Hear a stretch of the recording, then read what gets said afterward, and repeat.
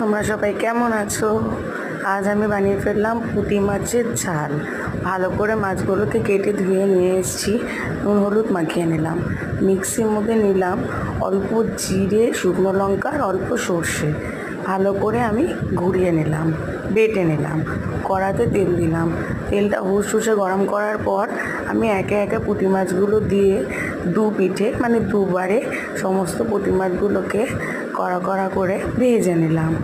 অন্যদিকে আমি কড়ার মধ্যে দিলাম কালো জিরে, তারপর দিয়ে দিলাম আমি সর্ষে জিরে বাটাটা, দিয়ে দিলাম হলুদ, নুন, লঙ্কার গুঁড়ো দেবো না এখানে, যেহেতু আমি শুকনো লঙ্কা বাটা দিয়েছি।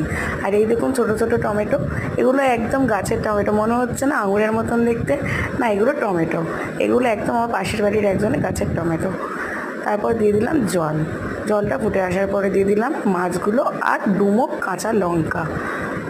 শুকনো হয়ে গেলে আমি মাছগুলোকে নামিয়ে নিলাম। খুব ভালো খেতে লেগেছিলো।